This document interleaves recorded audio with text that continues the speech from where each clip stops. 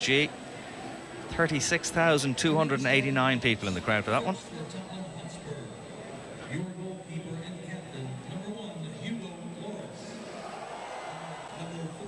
I suppose, Pat, tonight as well, for the likes of the young lads I was talking there in the Tottenham team about, Josh Onoma, George and Kudu, a chance for them to show the manager maybe what they can do ahead of the domestic season.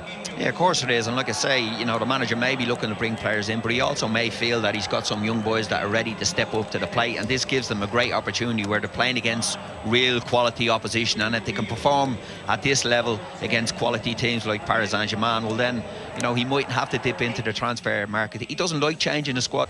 He is Brazilian, although he's been capped by Italy. And as you can see, Trapp is back in goal for PSG for this one. And Cavani, big number 9 from Uruguay, will start up front. Lots of substitutes for these games. It's pretty much take your pick when it comes to substitutions in these games. Pastore and Guedes either side of Cavani in attack.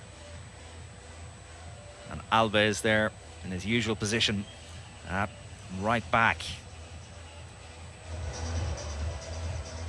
Kevin Trapp, the German. Just one international cap, but he's a talented goalkeeper as well. There's the Tottenham starting 11. And a few less familiar names, as we were saying. And I think it would take me till half-time to name all those substitutes, Pat. There's certainly a lot of them there. And like you say, he's picked a young enough team, but the central core of it is still fairly strong. Lloris, Vertonghen, Dembele, Dyer, Eriksen, and even Janssen to a point. Harry Kane obviously would start normally, but strong down the middle. He's gone for a little bit of youth in the wide areas and full-back areas, which will be interesting to see. Referee, Ted Uncle, gets us.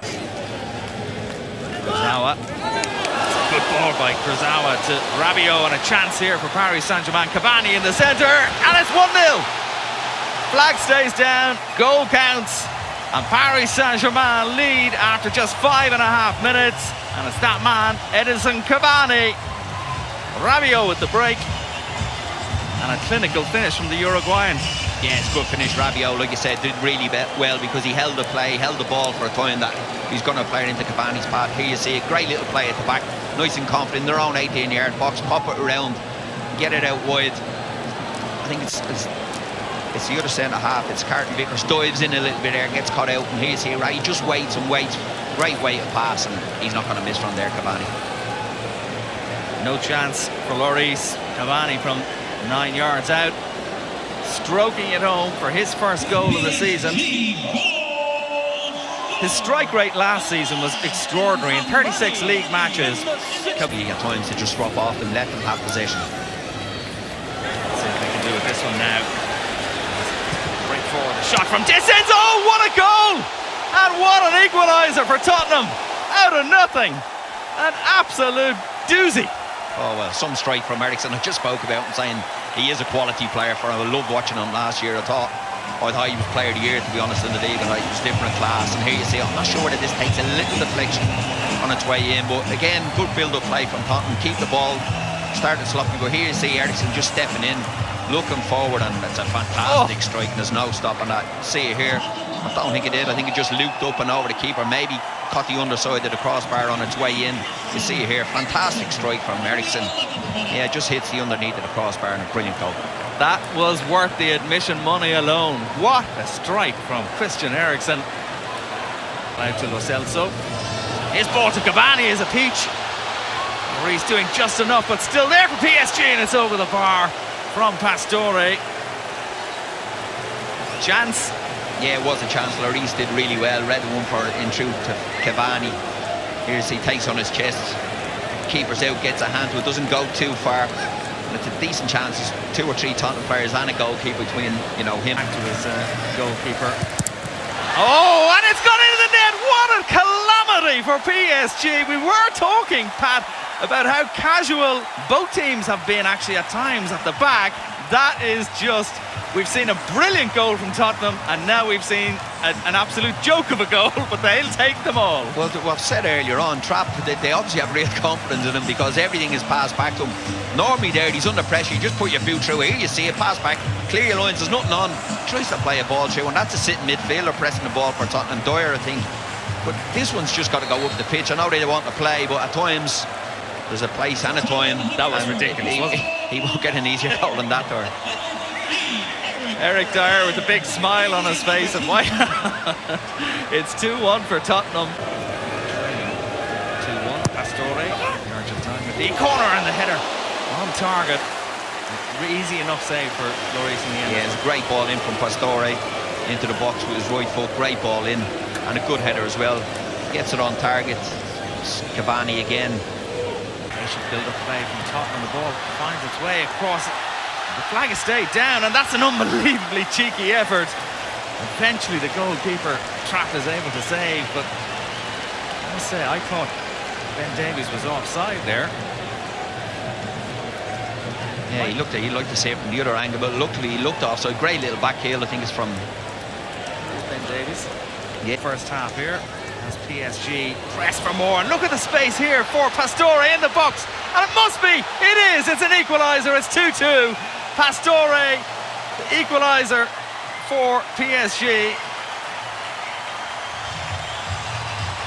Yeah, it's How did he have that much space, Pat? It's a great finish, but the defending has been dreadful from both teams, to be fair. It's he still has a little bit to do, but like you say, he's in acres of space there. I don't know where Walker Peters is. He's obviously high up the park, steps inside, just bends it into the top corner. Like you say, he's got acres of space here. Doesn't rush it, takes his time, gets it onto his right foot and just curls it into the top corner. Great finish from Pastore. 36 minutes in, and it's already 2-2. Very composed finish from him, all right, wasn't it, Pastore? Yeah, but like you say, a lot of space on that right back. Experienced full-back, as Pat's saying there. Chance for Spurs, maybe, for the break. Good delivery into the box, and it's Fred. Ooh, that was close. Gone for a corner kick. It might have come off one of the defenders' heads. Yeah, I'm not sure. I thought a Tottenham player headed that, but it was a great ball in again. Is a Tottenham player, is it? I think it might have been Mata. National on for this second half.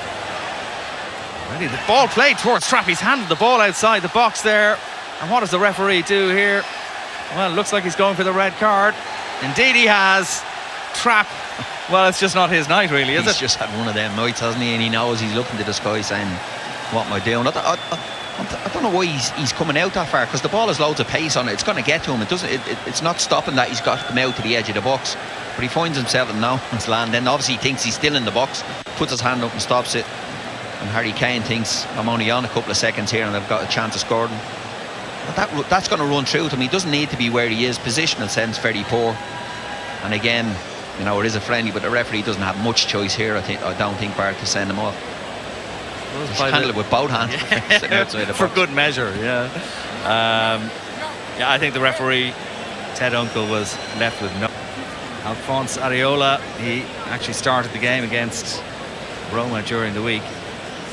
Yeah, I don't know why he's there, because like I said, there's loads of pace in that ball from Alderweireld. It's going to run through to him and just finds him something right in the edge of the box, and they've got loads of players, Kane and Eriksen, around it, I think, at the moment. And we've seen what Eriksen can do in the first half, and his confidence is high. He strikes it, and already Areola, Davies opted inside, and here's Eriksen, a chance to shoot again. He hits the target. Ooh, it's just off target. Yeah, been impressed with Davies tonight. I think he's been very good in that left back position, got himself forward, has defended well, and again into that man Eriksen. Great ball into him, and here you see a good touch, and he has his keeper scrambling here, and it's not too far away again from Eriksen. Well, he's already scored one absolute belter tonight, Christian Eriksen. That was not too far up. Here's it back to Winks. Now Wanyama. Shot from distance, and it's a fine goal by Alderweireld. We've seen some cracking goals here tonight, and that's another, and Tottenham lead by 3-2. Yeah, and he has got that in his locker, like you say. Patient build-up on the left-hand side. You know, few short passes, Davies, Dele Alli into Eriksen, back out, and like you say, I think there's a little ball from Wanyama into Alderweireld, and he hits it. Fantastic strike. Not quite as good as Eriksen. You see here, little play, little link up. He He winks into Wanyama, strolls up from the back and puts his right foot through it, and here you see it from behind the goal. Fantastic strike. Goalkeeper might be a little bit disappointed he didn't save that, but it is a fantastic strike from Alderweireld.